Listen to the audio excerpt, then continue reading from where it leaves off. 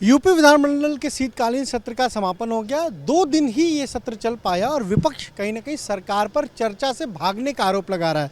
हमारे साथ उप मुख्यमंत्री और विधान परिषद में नेता सदन केशव प्रसाद मौर्य, उनसे जानेंगे। सर, ये आज जिस तरीके से सदन समाप्त हो गया, शीतकालीन सत्र 2 दिन में नहीं चल पाया पूरी तरह से। समाजवादी पार्टी कह रही कि सरकार भाग रही चर्चा कराने। सरकार नहीं भाग रही है, विपक्ष भाग रहा है, क्योंकि सरकार के खिलाफ विपक्ष के पास, सपा के पास कोई मुद्दा ही नहीं है। जब मुद्दा नहीं होता है तो लोग सदन छोड़ करके भागते हैं, चर्चा में व्यवधान डालते हैं।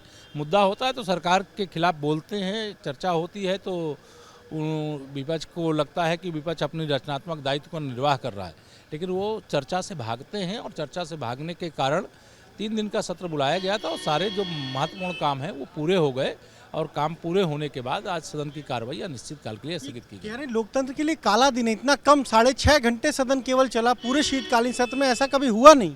नहीं, ये जो समाजवादी पार्टी कह रही है, वो जो तीनों विधानसभा और लोकसभा के उपचुनाव हो रहे हैं उसमें हार का फ्रस्ट्रेशन निकाले। ये रामपुर में कह रहे हैं कि बहुत जाति की पुलिस प्रशासन ने वोटरों को मारा है, वोटर अस्पताल हुई थी जब श्री अखिलेश यादव जी मुख्यमंत्री थे और कन्नौज के लोकसभा सीट से उन्होंने इस्तीफा दिया, वहाँ पर उपचुनाव हुआ था। जाति तो उस समय हुई थी, जो नामांकन के उनके खारिज कराए गए, जिन्होंने नामांकन कर दिया जबरदस्ती वापस कराए गए और निर्विरोध निर्वाचन श्री अखिलेश यादव जी की अपनी पत्नी का, उस डिम्पल यादव जी का उस समय करवाने का काम किए थे। तो धांधली हुआ है कि धांधली यह है कि चुनाव हो रहा है, वोट पड़ रहा है, लोग अपने मताधिकार का प्रयोग कर रहे हैं, कोई हिंसा नहीं होने पाई, कानून व्यवस्था दुरुस्त है। चुनाव आयोग ने बहुत शानदार ढंग से चुनाव संपन्न कराए। तीनों नतीजों का अब इंतजार है उत्तर प्रदेश में जो उपचुनाव। पूरा विश्वास है तीनों सीटों पे कमल खिलेगा। तो ये आपने सुना, क्या कहना है उप मुख्यमंत्री केशव प्रसाद मौर्य का। साफ तौर पर कह रहे हैं कि सरकार चर्चा से नहीं भाग रही, बल्कि विपक्ष जो है वो इस तरह के अनर्गल आरोप लगा रहा है, क्योंकि उसके पास हंगामा करने के अलावा कोई भी मुद्दा नहीं है जो वो सदन में चर्चा के लिए ला सके।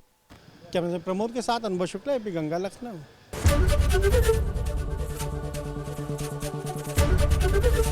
एबीपी गंगा, खबर आपकी, जुबान आपकी।